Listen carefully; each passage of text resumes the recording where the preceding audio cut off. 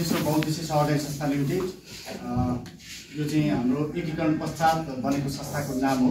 यसभन्दा अगाडि चाहिँ हाम्रो साबिक जनहित बहुउद्देश्य सहकारी संस्था लिमिटेडको नामबाट पनि गत वर्ष हामीले चाहिँ यो विशेष गरी मकैको खोस्टासँग सम्बन्धित सामग्रीहरू निर्माणको एउटा 7 दिने हैन सञ्चालन एउटा कार्यक्रम सञ्चालन गरेका थियौँ र त्यति बेला नै हामीले चाहिँ के समीक्षा गरेका थियौँ भने यो चाहिँ अलि पुगेन समय पनि अनि यसको चाहिँ पुनर्ताजगी हैन यो भन्नाले एडभान्स खालको तालिम चाहिँ गर्नुपर्छ भन्ने कुरा थियो।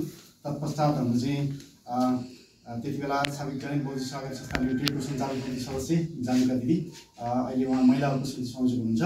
उहाँले चाहिँ घरेलु तथा सानो उद्योग कार्यालय अब यो चाहिँ अहिले चाहिँ हाम्रो उद्योग तथा वाणिज्य कार्यालय हैन यो चाहिँ भर्खरै नाम परिवर्तन भएको छ किनकि हामीले झट्ट बुझ्दा चाहिँ यसलाई घरेलु तथा सानो उद्योगको कार्यालयको रूपमा बुझेका थियौँ। अहिले यसको नाम चाहिँ उद्योग तथा वाणिज्य कार्यालय चैतपुर दोलखा उहाँहरूसँगको साझेदारी समन्वयमा हामीले चाहिँ दुईवटा प्रकृतिको यो तालिम कार्यक्रम सम्पन्न गर्न गइरहेका छौँ। एउटा चाहिँ मकैको खोस्टाबाट निर्मित सामग्रीहरू तयार गर्ने 10 कार्य दिने खोस्टाबाट सजावटको सामान बनाउने तालिम यो चाहिँ 11-15 आजदेखि 24 गतेसम्म हुन्छ। यसको आयोजक उद्योग तथा वाणिज्य कार्यालय चैतपुर दोलखा र यसको सहयोग गर्ने चाहिँ जनहित चितेश्वर बहुउद्देश्य सहकारी संस्था लिमिटेड भीमेश्वर नगरपालिका 3 चैतपुर दोलखाले गरेको छ। त्यसैगरी अर्को चाहिँ 7 कार्य दिने क्रिस्टलको गहना बनाउने तालिम पनि यो सँगसँगै हामीले अझै उद्घाटन गरेर सञ्चालन गर्नेछौँ र यसको समापन चाहिँ सल्लाह गरेर सम्भवतः 1 दिन गर्नु पर्ला हेर्नु। यहाँहरूको बिचमा यो छोटो जानकारी राखेँ। अब हामी औपचारिक कार्यक्रम छोटोमा मात्रै गर्छौँ। आज समापनको कार्यक्रममा चाहिँ अन्य सम्बद्ध अथवा सरकारवाला महानुभावहरूलाई पनि बोलाएर उहाँहरूको उपस्थितिमा समापन कार्यक्रम गरिनेछ। आज चाहिँ हामी छोटोमा यो औपचारिक कार्यक्रम सम्पन्न गर्छौँ। तत्पश्चात हामी चाहिँ यो दुवैवटा विधाका तालिम कार्यक्रममा सहभागिता जनाउनेछौँ।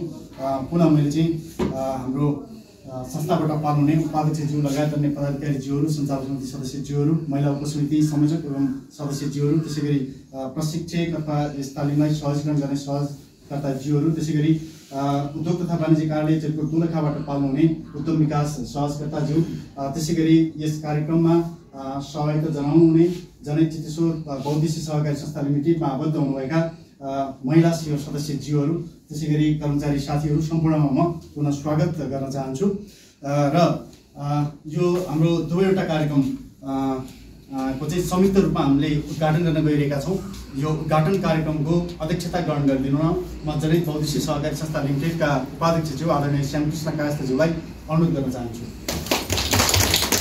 त्यसैगरी अतिथि आसन ग्रहणको क्रममा म उद्योग तथा वाणिज्य कार्यालय चैतपुर दोलखाबाट पाल्नुहुने उद्यम विकास सहजकर्ता आदरणीय रेजिना खातीज्यूलाई अतिथि आसन ग्रहणका लागि अनुरोध गर्न चाहन्छु। त्यसैगरी हाम्रो यो तालिम कार्यक्रमलाई सहजीकरण गर्नका लागि आजै मात्र काठमाडौँबाट आइपुग्नु भएको छ उहाँहरू। गत वर्ष पनि आउनु भएको थियो। हाम्रो सजना म्याडम सजना गर्न चाहन्छु। त्यसैगरी अर्को सहजकर्ता एवं प्रशिक्षक सावित्री महाजनज्यूलाई पनि म अतिथि आसन ग्रहणका लागि अनुरोध गर्न चाहन्छु। त्यसैगरी जनहित चितेश्वर बहुउद्देश्य सहकारी संस्था लिमिटेडका सञ्चालक समिति सदस्य आदरणीय सुमन थापाज्यूलाई पनि म अतिथि आसन ग्रहणका लागि अनुरोध गर्न चाहन्छु। उहाँको दक्षता त्यसैमा छ। त्यसैगरी सञ्चालक समिति सदस्य आदरणीय राधा साईज्यूलाई पनि म अतिथि आसन ग्रहणका लागि अनुरोध गर्न चाहन्छु।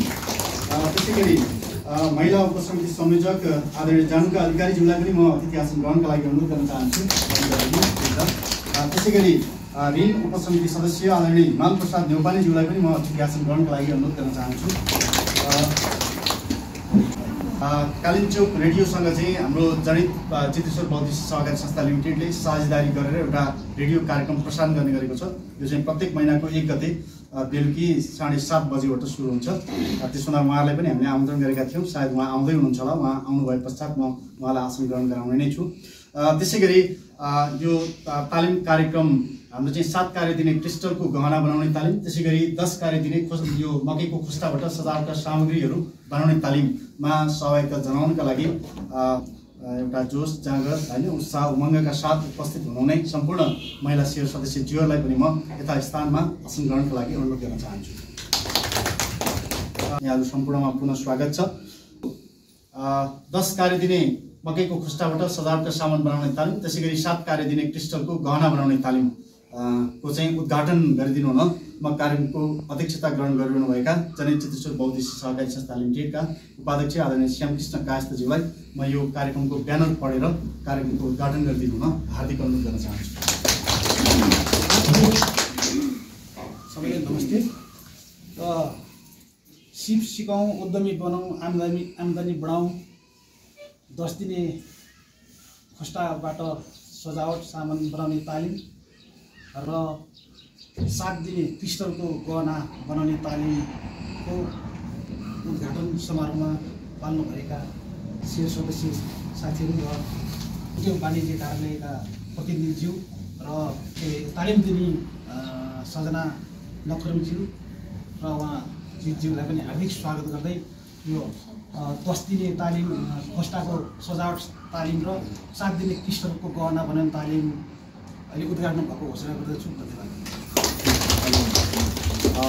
हाम्रो कार्यक्रमको उद्घाटन भइसकेको छ। गत वर्ष पनि हामीले चाहिँ 15 जना हुनुहुन्थ्यो क्यारे होइन जानकारी दिदी मकैको खोस्टाको त चाहिँ आधारभूत प्रकृतिको तालिम थियो। त्यसको एडभान्स भनेपछि त्यही तालिममा सहभागी हुनुहुने कति 6 जना हुनुहुन्छ क्यारे होइन 16 जना मध्ये 6 जना 7 जना हुनुहुन्छ क्यारे भनेको उहाँहरूले चाहिँ गत वर्ष पनि यो मकैको खोस्टाबाट निर्माण हुने यो सजावट सम्बन्धी सामग्रीको तालिममा सहयोगिता जनाउनु भएको थियो र त्यसकै चाहिँ यो पुनर्ताजगी त्यसको एडभान्स कोर्समा चाहिँ अहिले उहाँहरू सहभागी हुँदै हुनुहुन्छ। सँगसँगै अन्य नयाँ सहयोगी ज्यूहरू पनि हुनुहुन्छ र गत वर्ष पनि तालिमको दौरानमा चाहिँ एकदमै त्यो चाहिँ अलिक प्रभावकारी भयो जस्तो हामीले अपेक्षा गरे भन्दा पनि अझ बढी प्रतिफल चाहिँ त्यहाँबाट पाइने जस्तो होइन त्यस्तो देखिन्थ्यो। समापनको दिन त हामीले हाम्रो जिल्ला सहकारी सङ्घको अध्यक्षलाई आमन्त्रण गरेका थियौँ। त्यति बेला चाहिँ तत्कालीन घरेलु तथा सानो उद्योगको कार्यालयका प्रमुख धन्यवाद तामाङ सर हुनुहुन्थ्यो। हाम्रा सामग्रीहरू पनि थिए जस्तो यो होइन त्यसै गरी त्यहाँ भएको त्यसै गरी तल हाम्रो कार्यालयमा पनि अझै पनि देख्न सकिन्छ त्यस्ता सामग्रीहरू निर्माण पनि भए। अनि तत्काल चाहिँ त्यसलाई हामीले के गर्यौँ भने हाम्रो तालिम वैशाखतिर सुरु भएको थियो। साउन भदौतिर चाहिँ नयाँ खोस्टा आउँछन् अनि त्यति बेला चाहिँ नयाँ खोस्टाबाट त्यो साउन बनाउन अझै सजिलो हुन्छ राम्रो पनि हुन्छ भनेर त्यसलाई थोरै पोस्टपोन गऱ्यौँ। पछि साउन भदौ आउन्जेलसम्म चाहिँ त्यसमा अलि सक्रिय रूपमा सहभागी हुनुहुने 5 जना चाहिँ अहिले पनि हुनुहुन्छ। त्यसमध्ये 1-2 जना चाहिँ विदेश गइसक्नु भएको छ क्यारे होइन जस्तो कुमारी थामी दिदी लगायत होइन अन्य 1-2 जना त्यसरी पनि ज्ञाप हुनुभयो क्यारे। अनि त्यसभन्दा पश्चात चाहिँ अब त्यसलाई तत्काल जोड्न सकिन अब अर्को पुनर्ताजगी तालिम पनि गरौँ तत्पश्चात चाहिँ यसलाई थप उपलब्धि हुने गरी यसलाई सञ्चालन गरौँ भनेर त्यति बेला नै सोच्दै आज आएर यो कार्यक्रम चाहिँ हामी सञ्चालन गर्ने अवस्थामा पुगेका छौँ। यसको लागि विशेष गरी आयोजना गरेर उद्योग तथा वाणिज्य कार्यालय दोलखा होइन उहाँले चाहिँ यसको आयोजना गरेर यसलाई थप सहजीकरण गरिदिनु भएको छ। उहाँहरूप्रति पुनः हार्दिक आभार।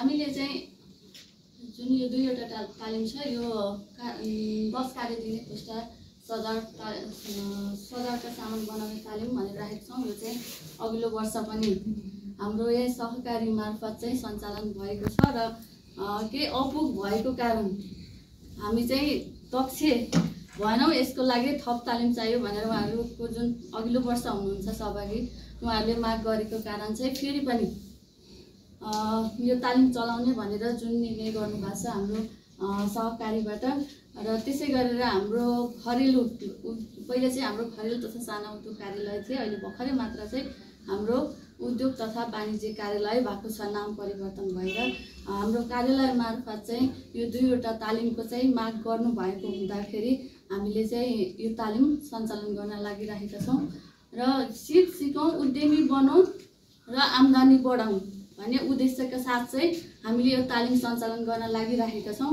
यो सिक्ने र यसलाई यतिकैमा छोड्ने होइन। अब जस्तो कि हामीले सिकायौँ हजुरहरूले यस सिकुन्जेलमा चाहिँ सीमित छोडिदिनु भयो भनेदेखि त योबाट केही उपलब्धि हुँदैन।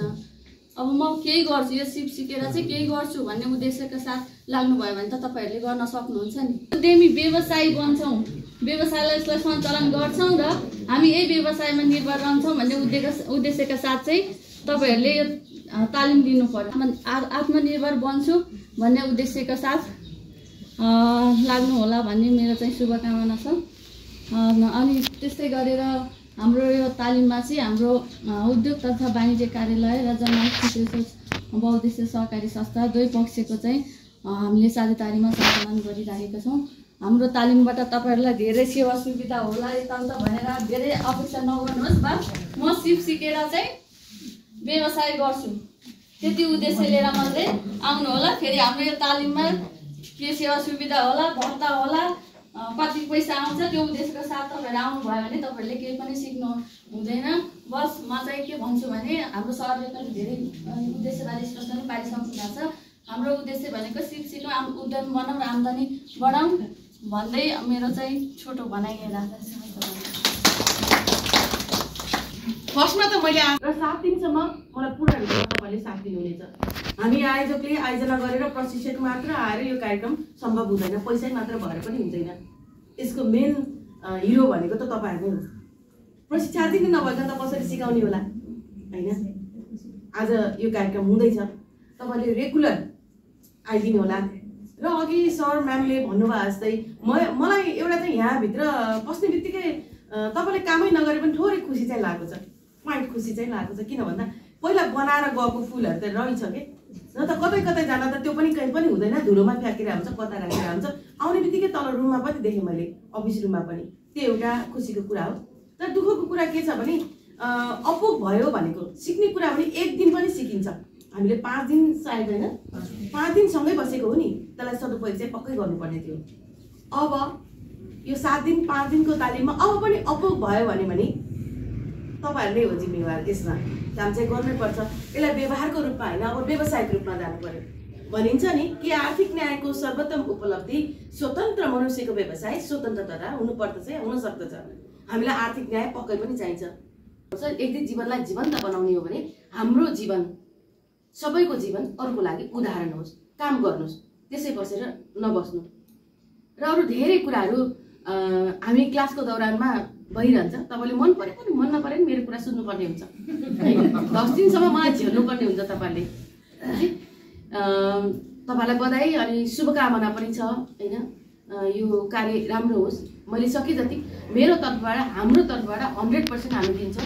लिने तपाईँहरूको कसरी लिनुहुन्छ लिनुहुन्छ।